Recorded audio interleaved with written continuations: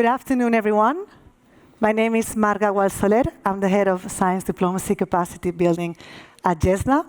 Welcome to the session, Science Diplomacy in Action. Welcome to our online participants from around the world. This session is about concrete examples and cases of the intersection of science and diplomacy.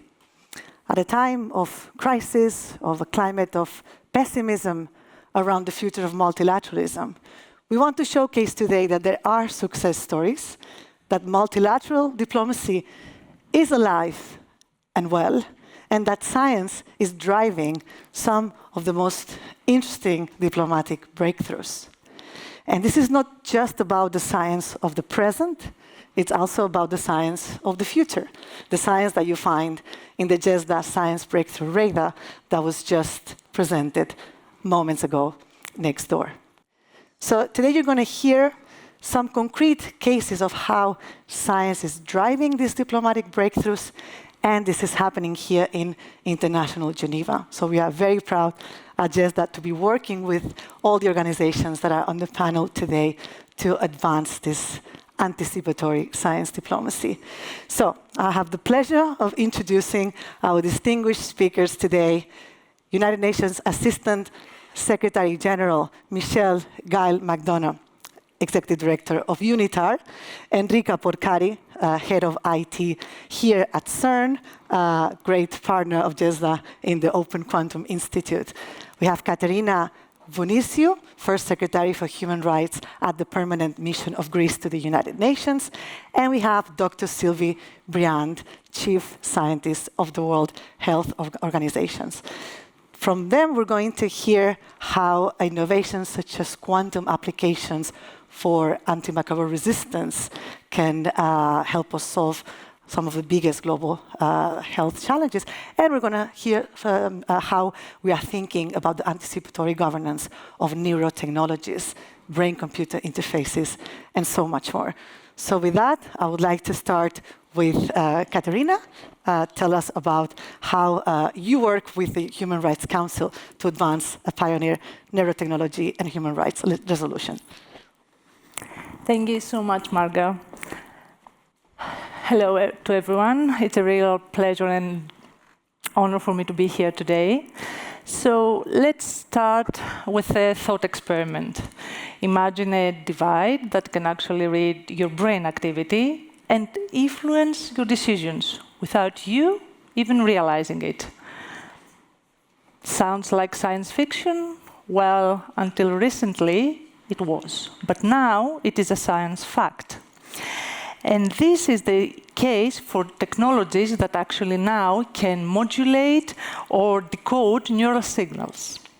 And this is exactly when we have a profound question. How do we protect our integrity and our human activity? And this is exactly where science diplomacy comes in. Greece took a leading role by holding the UN Human Rights Council resolution on neurotechnology and human rights alongside Chile, Singapore, and Switzerland. This whole process began in 2022 when the Council adopted the first ever resolution in neurotechnology and human rights by consensus. It tasked the advisory committee, which is it's the think tank of the Human Rights Council, to actually examine the opportunities, challenges, and human rights implications of neurotechnology. Earlier this year, in 2025, in March, the Council adopted the renewed resolution by consensus once again. This time, the advisory committee was tasked to actually draft guidelines on applying the human rights framework, the existing human rights framework, across the conception, design, deployment, testing, and development of neurotechnologies, consulting all stakeholders and building on work already done by UNESCO and other fora. And let us not forget that this was a pioneering example. And why is that? Because this was the very first time that the Human Rights Council addressed the question of neurotechnology.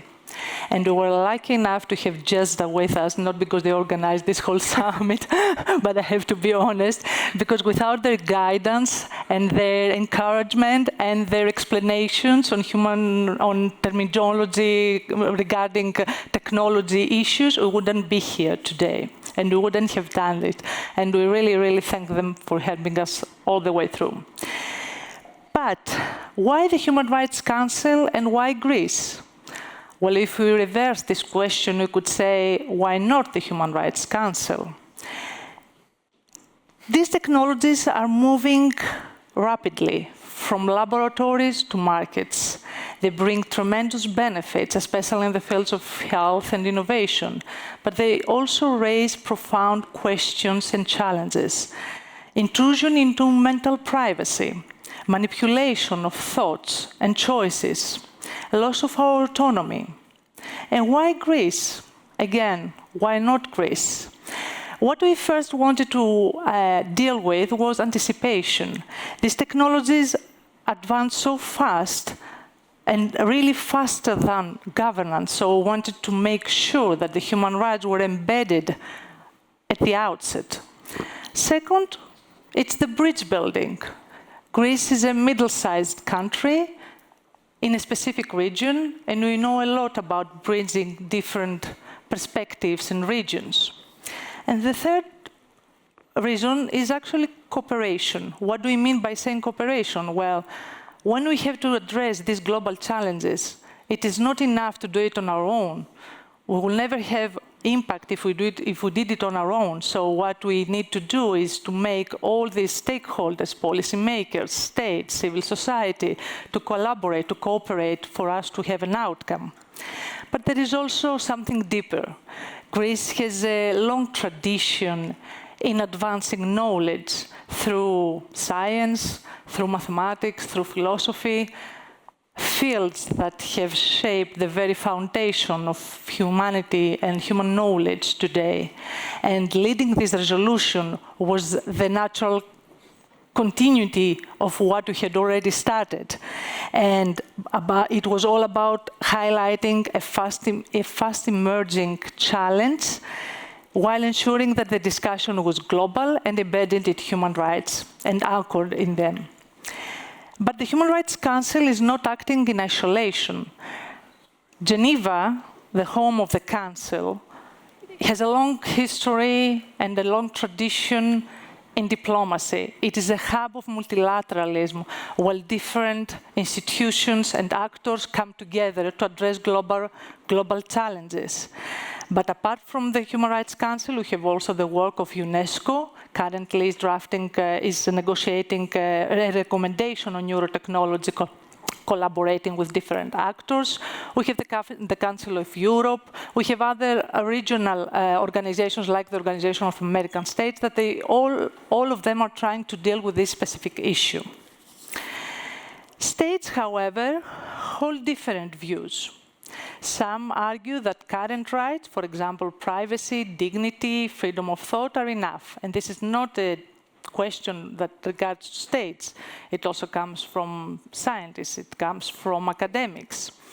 Others call for explicit neurorights, for example, cognitive liberty, mental privacy, integrity, psychological continuity, new nuances for us.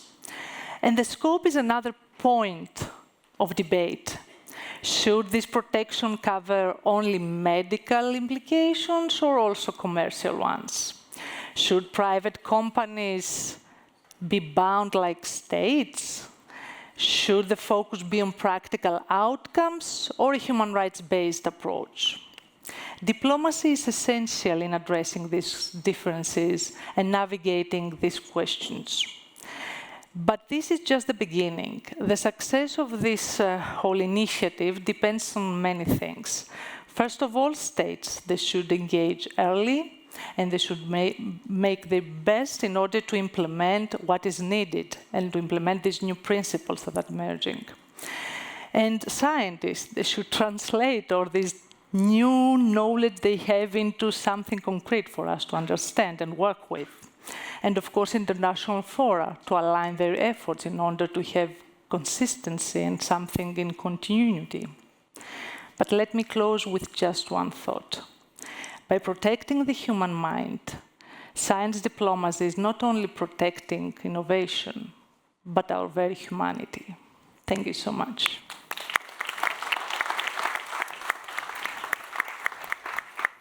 Thank you very much, Katerina. Lots of food for thought, literally. The room is filling up. Please make sure you make space for our guest. It's great that this session is getting so much attention. With that, let's turn to the home of this GESDA Summit, CERN and the Open Quantum Institute. Great, thank you. And again, welcome all to CERN. So we heard at the opening remarks from Alexandre Fazel that if you're nurturing a project, an initiative, a child, you shouldn't say how proud you are. Well, I am going to do exactly that, just like he did. I'm going to just, for the next few minutes, tell you how proud I am about being a host of the Open Quantum Institute and what we have done in the last almost 2 years of piloting. So, yes, I'm Enrica Porcari. I'm the head of the IT department here at CERN and CIO designate starting January. So, starting at you, why do we have OQI? I'm not going to even start saying why not, because I think as it was part of this is where science diplomacy, the foresight, the radar came through this with the idea, and then we turn it into action. We're turning it into a real project, into real actions. Quantum technologies are not new. We all know this is the International Year of Quantum. A lot of visibility has gone into the science and technology of quantum. But this was born over 100 years ago. But now there is a new birth, a new interest, and new opportunities for applications. And so as quantum technologies are really shaping again science, industry, and society, we have a responsibility to ensure that nobody's left behind. We have a responsibility to ensure that this technology belongs to all of us, that is shaped in a democratic, inclusive, safe way. And so that was the spirit of the Open Quantum Institute, so that the governance around quantum is aligned with technology moving forward. Some may wonder, quantum computing, quantum technologies will only come to scale in a few years. Why do it now? It's too early. It's never too early. We have learned, I think, from past technologies that the rapid growth is at times unplannable, unexpected, and we shouldn't be caught unprepared again. So why at CERN? Well, CERN has been part of the group of enlightened minds that started this initiative, and we felt it actually provides a very good platform based on its own history. CERN has been at the forefront of innovative technology since its very beginning, but is also from an organizational perspective, from a governance perspective, as a very inclusive, transboundary, transcultural, transdisciplinary platform has, for its own history, created the opportunities of co-creating science across religions, across boundaries, across any disciplines. And I think exactly this way of operating is what we wanted to put at the service of OQI.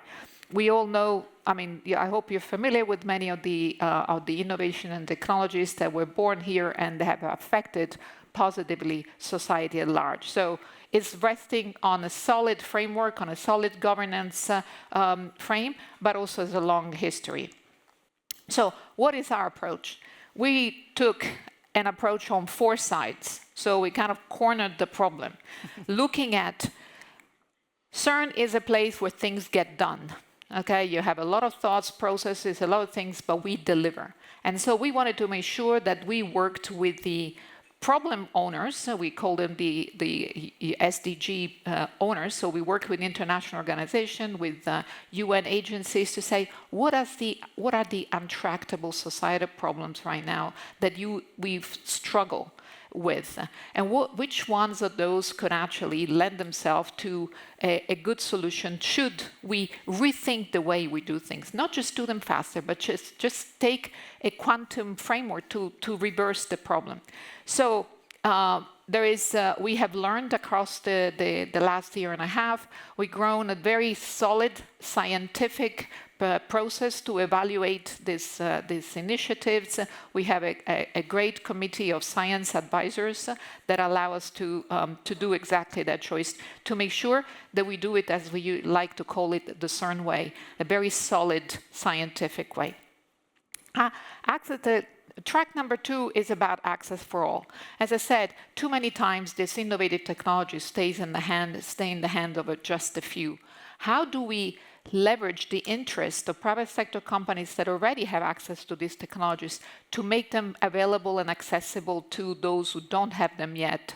And how do we use this to create kind of a virtuous cycle between the problem owners making the connections with the technology owners and start the conversation earlier on in the process? Number 3 is about creating capacities. Too many times the capacities, the capabilities, the learning opportunities are reserved to a few. So how do we make sure that we democratize this process of learning, of having access to resources? So hackathon, curricula building, you name it. Hopefully you go to the website and find all the resources that we make openly. This is part of how we do science at CERN, openly accessible to all. And number 4 is about the diplomacy part. So many countries are starting to shape their own policies around quantum, and so we hope that by engaging with the diplomatic communities early on, we can support the creation of conducive enabling quantum policies in the countries all around the world.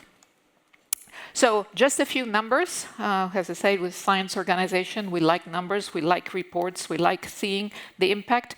We currently have supported 19 use cases with 10 currently active. And again, part of the process is making sure that we have a few but very good examples. And the others are creating, even if they are not yielding immediate results, they are creating those good opportunities for synergies that hopefully will lead to positive outcome moving forward. Access to all. We had 7 institutions that offered their capabilities to across the world, and mostly also to support the implementation of these use cases, which is extremely important because again, it's not only the results, it's the connections that you build, it's the access that you provide, and with many more willing to join the communities. Advancing capacity. We love teaching here at CERN. You know, it's the schools that we run are kind of very well known. We apply some of the methodologies that we do there and more to create capacity and education possibilities across the world. I'll leave you there with some of the numbers. And again, on the OQI website, you can find out even more details. But something we're very proud because we are generating kind of a grassroots interest and movement the world over to say we do not want to be left behind. We want to be part of this new revolution. And on the activating multilateral governance for the SDG, and again, we deeply strengthened with the great support of GESDA, strengthened the diplomatic bodies and international organization engagement to make sure that they are participating actively in this discourse. Again, this is a true global effort. From the little Geneva, the big Geneva, the cradle of multilateralism, we wanted to make sure that what was born as a vision of leave no one behind in this new technology revolution can actually serve humanity across the world. And you could see from this map, this is the impact, the links that the OQI has set up in the last year and a half, couple of years. So moving forward, we hope that we have creating a momentum that is not going to stop. Actually, we believe it will not stop. I'm getting a lot of positive feedback and more desire to be engaged. And I will continue working to ensure that quantum technology will continue serving humanity. Thank you.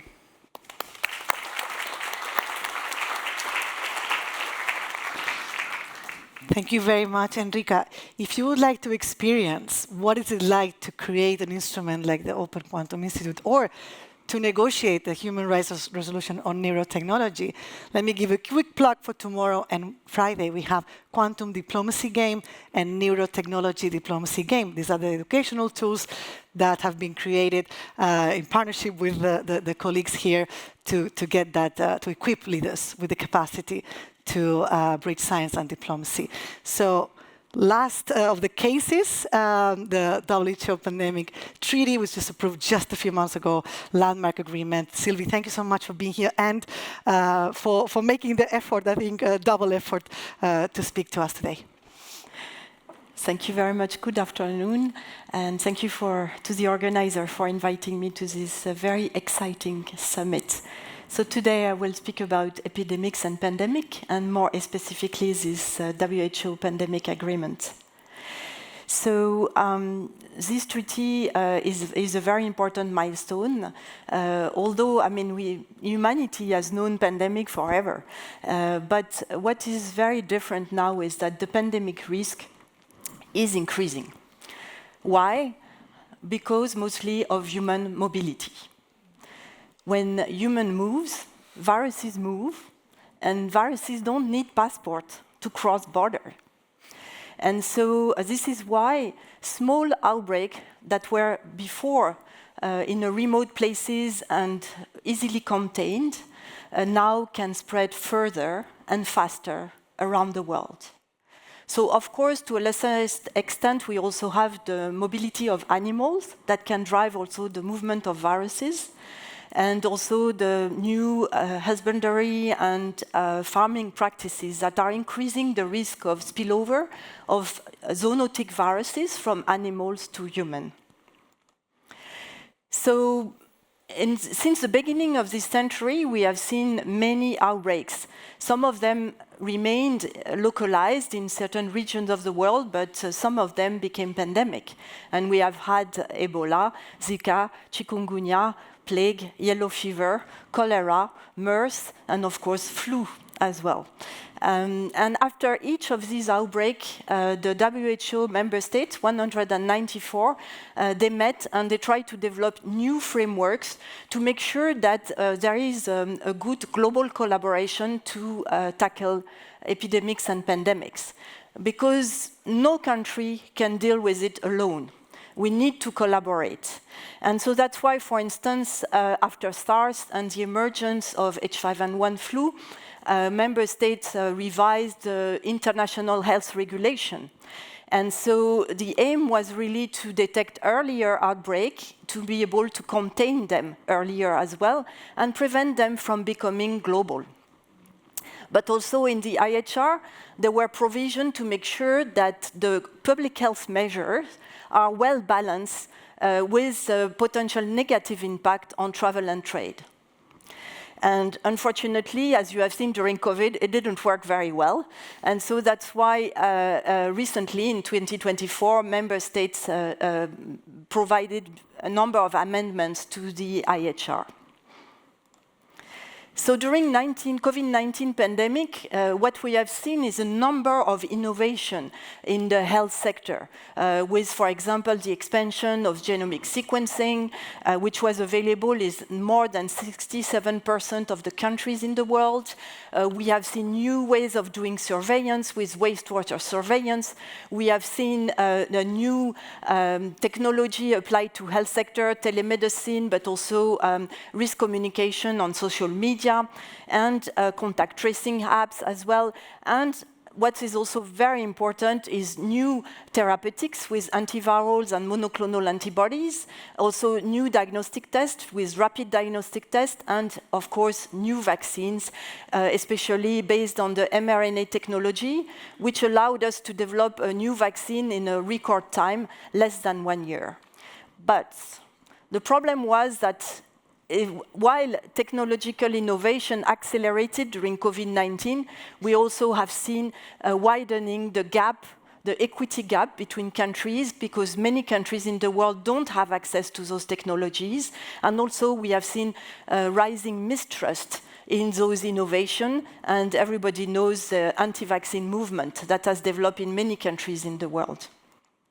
So the pandemic agreement that was adopted in May was really welcome. Because we need new frameworks to tackle the epidemic of the 21st century. And this agreement happened in a moment where really the world is fragmented, we have a lot of conflicts, and really multilateralism is at stake. So we were all very happy that this agreement was adopted, but it's not yet ratified because we are still negotiating on the annex to the Article 12 on the PABs. PABs means Pandemic Access and Benefit Sharing System. And member states are negotiating this annex. Why? Because with the new technology, we can share very rapidly information, genetic sequence data, viruses. But many countries are saying, OK, for the sake of open science, we share everything, we share information, but when a vaccine is produced or when treatment is produced using this information, we won't be able to access it because it's too expensive or there is not enough for everyone. So they try to negotiate a framework that will allow for the next pandemic to have a real access to all the information, but also a more equitable access to benefits, so that access and benefit sharing are really on equal footing. So we are very hopeful that this negotiation will translate in real action and a real system that will be more equitable in the future. And as you see here, everybody was really happy after 3 years of negotiation to reach an agreement. Thank you very much.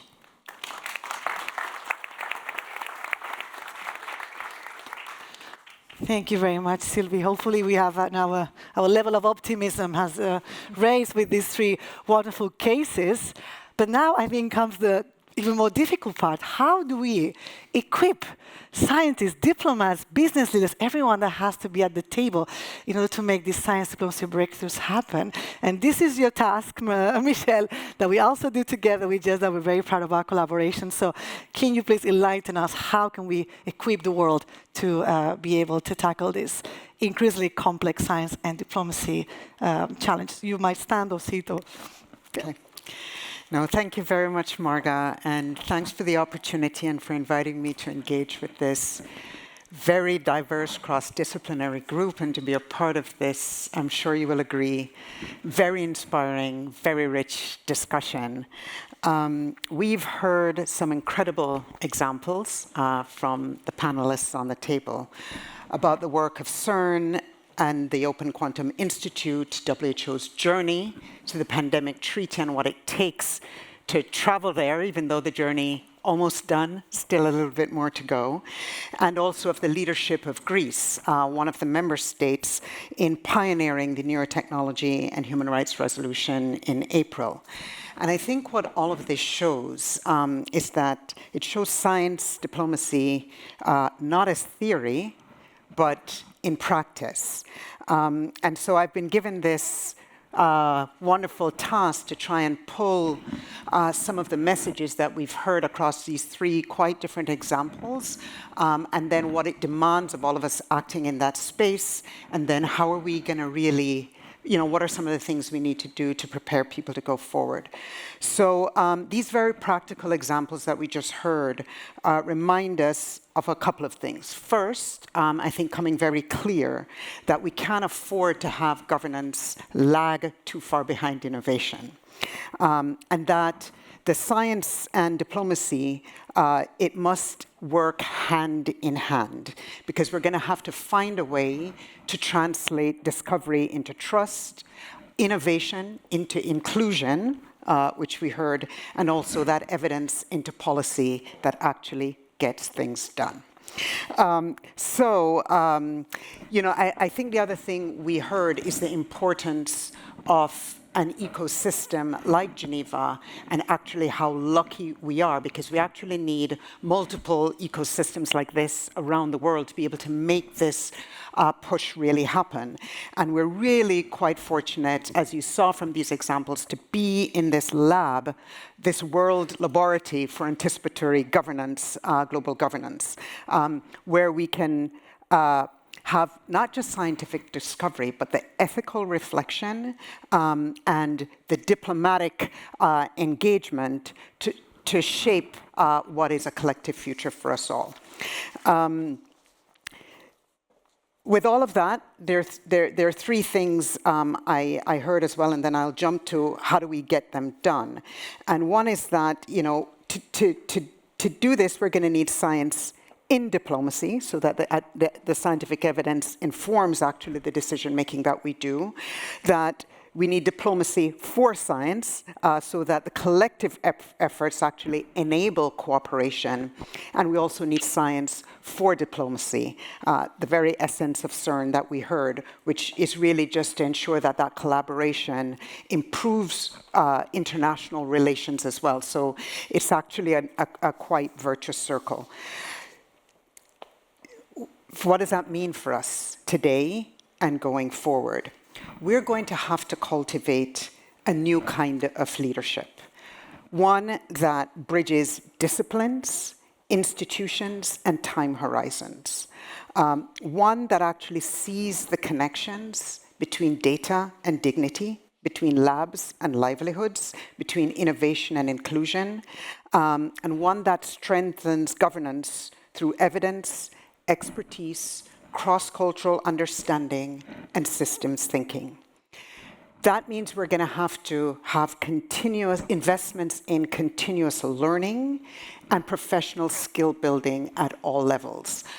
It's in many cases, for many of us in the diplomatic space as well, where you're going to have to build and fly the plane at the same time. There's a lot of complex data that you're going to have to understand, unpack, dissect, and at the same time then figure out how we wrap that in all of the values and principles and everything we need to move forward. That calls on us also to try and build capabilities to work across networks, work across disciplines, bridge science, policy, and practice, bridge regions and cultures, north and south, and south and south. So there are a lot of pieces that go there that we have to take into account with GESDA and also with our partners here at CERN. We try to do this collaboration in a very tangible way. One other example I can give in terms of the learning is, and how we bring science and action and diplomacy together, is what we do at the UN Satellite Center, which is hosted also by CERN, which is where it's a daily example of science diplomacy in action, where we use data from space to support climate resilience, peace building, where we use it for making sure we maintain access to cultural heritage, and where we also need to use that data and that capability to inform development, action, and pathways in countries around the world. It's an everyday kind of application.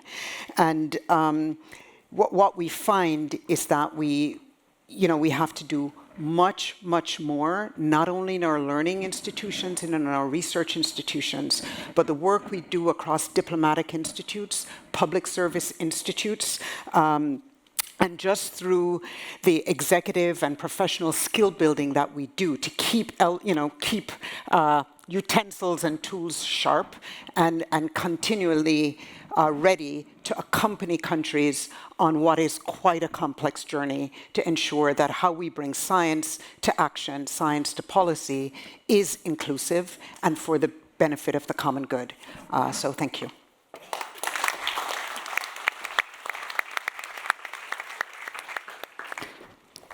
Thank you very much, Michelle, for this call to action. I think all of us can identify with this mission.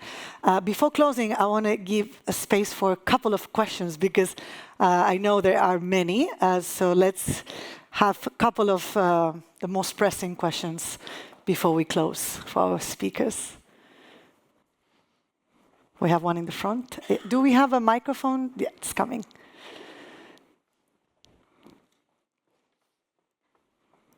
And please introduce yourself when you ask the question. Thank you.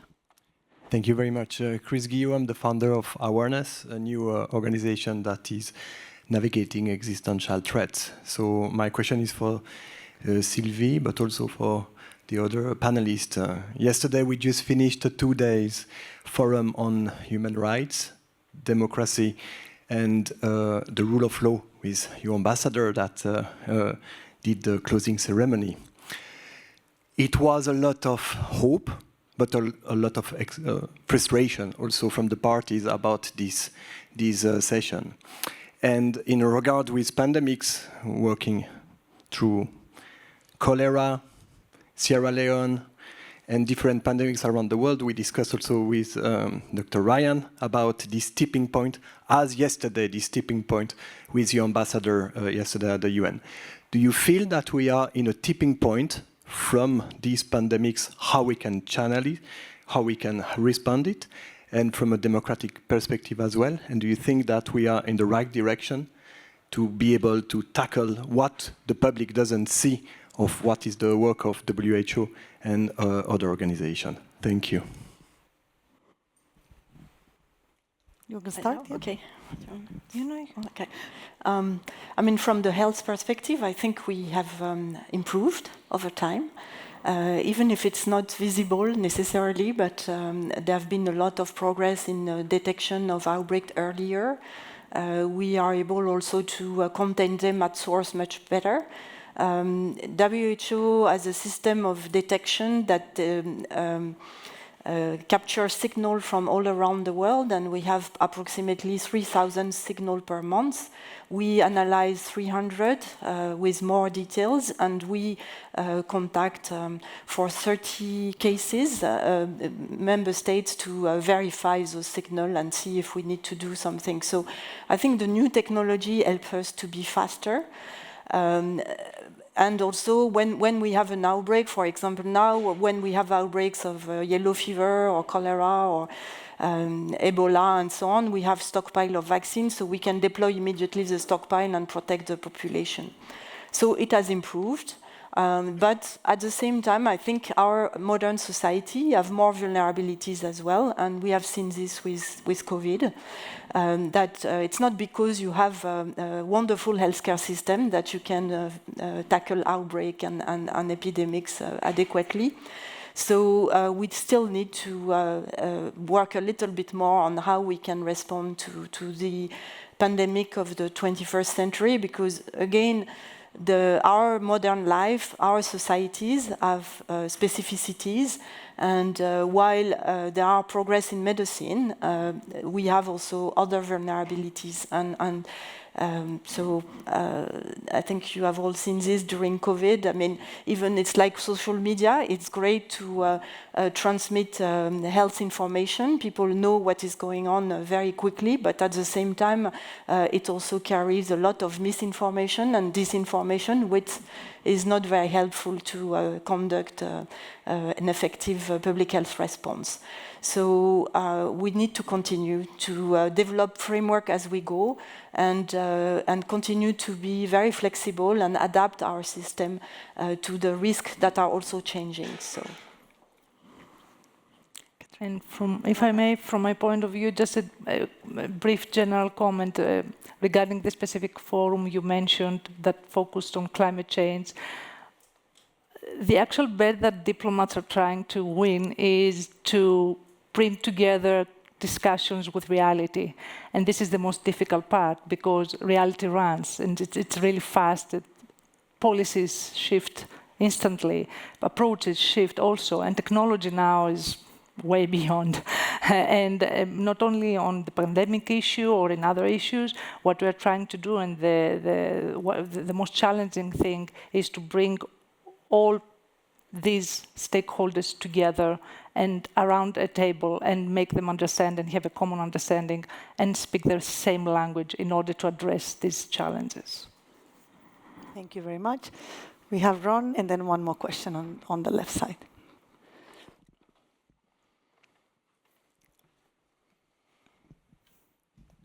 Yes, the question. I'm Ron Stoop. I'm working in the psychiatry department as a neurobiologist here in Lausanne.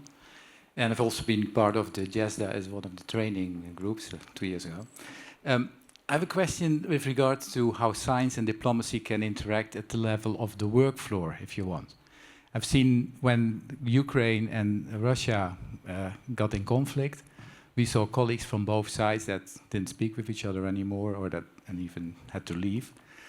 And I'm wondering, would we need any guidelines here about how we deal as academic institutions with these kinds of interactions? Because on the one hand, they give a fantastic opportunity to stay together, to connect together, but at the same time, there are also risks. Do you have any ideas? I mean, CERN, for example, is a fantastic example of that, I think. Mm-hmm. So I was wondering, do you have any ideas about it? Maybe Enrica, you can. I don't know if it's an idea. It's part of our own constitutions. I mean, we don't make a difference on where you're from. I mean, and I think that this is true multilateralism, if you will. I mean, it's. I don't know if there is a lesson so we could turn, but you know, you see people from all different walks of life, all different countries, all different religions working in the campus. You just need to walk around the CERN campus and see that. And I think that this is why, again, for OQI, but also for other science diplomacy projects, CERN is chosen. CERN is not only the cradle of technology innovation, but also from a governance perspective, offers a working, you know, laboratory of working together. So I think it's if anything, it could show evidence that it works, that it yields excellent results, and it should become a template or a blueprint for other initiatives as such. I think we're fortunate not only because we're in Geneva, because we're an international organization, and possibly, you know, this may not be easy to replicate within one national organization. So even more leveraging laboratory like CERN or models like CERN is something that could be an inspiration for others. So maybe we should write a little book about it, you know, how to get it done, the governance of CERN, which, you know, you may have heard that there was Mario Draghi or Ursula von der Leyen and others that called it for a CERN for AI or a CERN for quantum. It's not because CERN should be, you know, the place where all AI is developed. It's just they are looking for a model which transcends boundaries of individual interests and individual companies, of individual countries, but to create the platform. So from a governance perspective, I think this is a good example of diplomacy, science diplomacy in action. Thank you.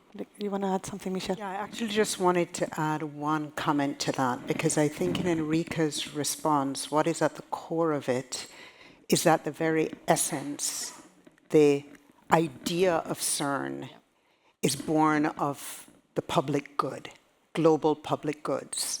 And so I think to your specific question about whether we need some kind of agreement that deals with a movement, I think it's a broader question of how we put back the question of what are global public goods on the table, and therefore what are the necessary collaborative mechanisms, tools, and instruments that need to come behind that to enable us being able to provide that for humanity and to do it equitably and ethically. And I think where we are is a little bit of movement away from this idea of solidarity, public goods, the things that birth ideas like CERN and beyond ideas into practical action. And so I think across disciplines, this has to be a conversation that resurges in today's world about the place, need, and importance of global public goods for us to be able to live on a planet, on a healthy planet, in which all of us can share. Thank you, Michel. We have time for one last question, one brief question, please.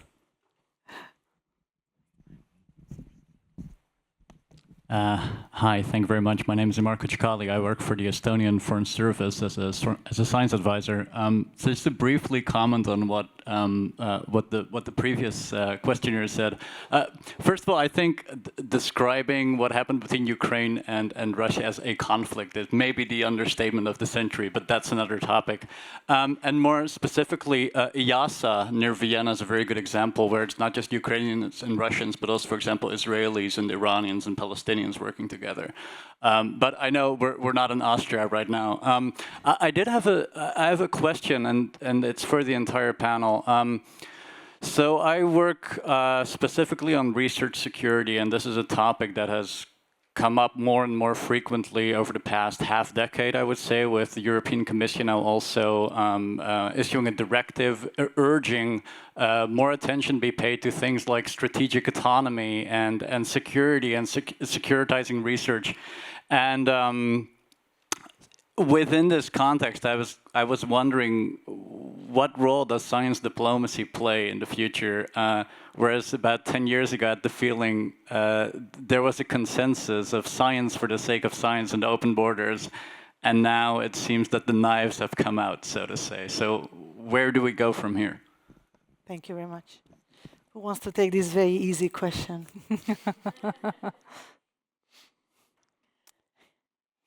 Sylvie? Yeah, and I agree with you. I think this is the issue, I think, with some of the new technologies. For example, in health, synthetic biology is a great advance and can really bring something fantastic for treatments.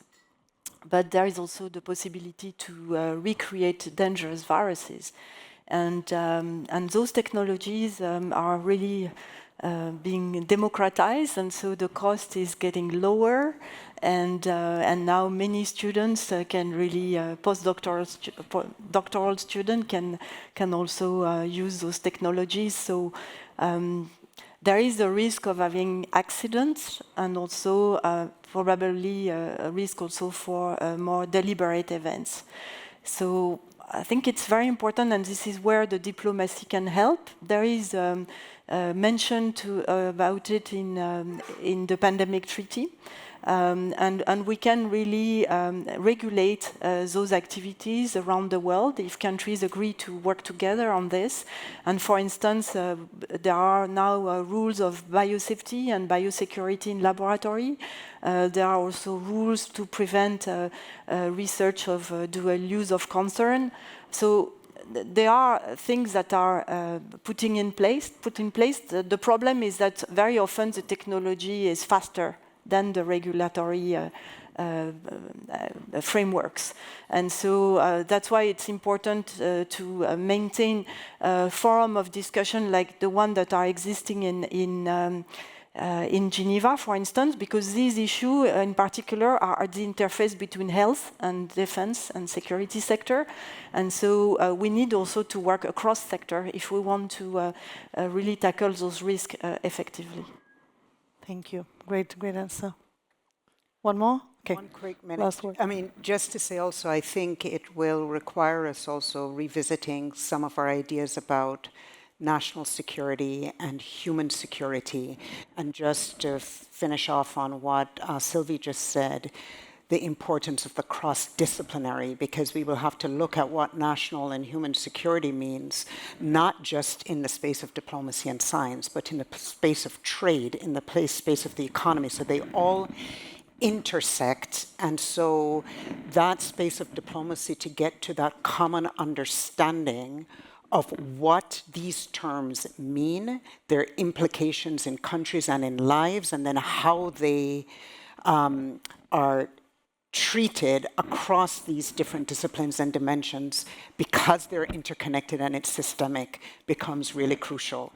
Ultimately, we land at just the utility of the cross-sector, cross-disciplinary space as we move in a much more, our ecosystem becomes front and center. Last word. Absolutely. I see the warning of we're 3 minutes over. But for me, it's going back to what I was saying earlier about the Open Quantum Institute. It's just one of the examples of where anticipatory led into then action. But I think for me, it's part of the democratization also happens when you give an opportunity for everybody to learn, or everybody to have access to technologies and platforms and tools. Because I think that if we keep on leaving this in the hands of a few, I think that the difficulties that you were mentioning, they're not going to, we're going to see them survive.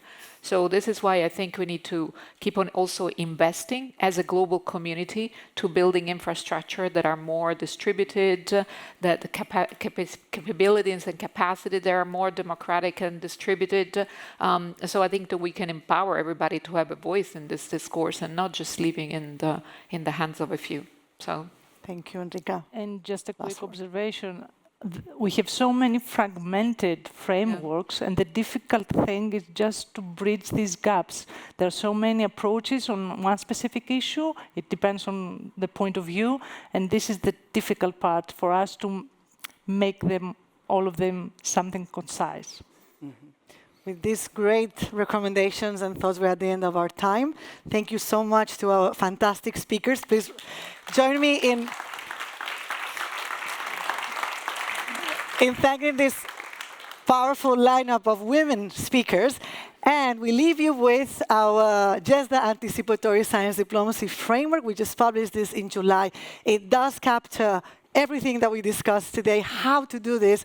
The Open Quantum Institute is explained as a case study in detail, so you can learn more how it was constructed and how we build a curriculum to equip leaders with anticipatory capabilities. Thank you so much, and please give us your feedback on this session. Thank you so much.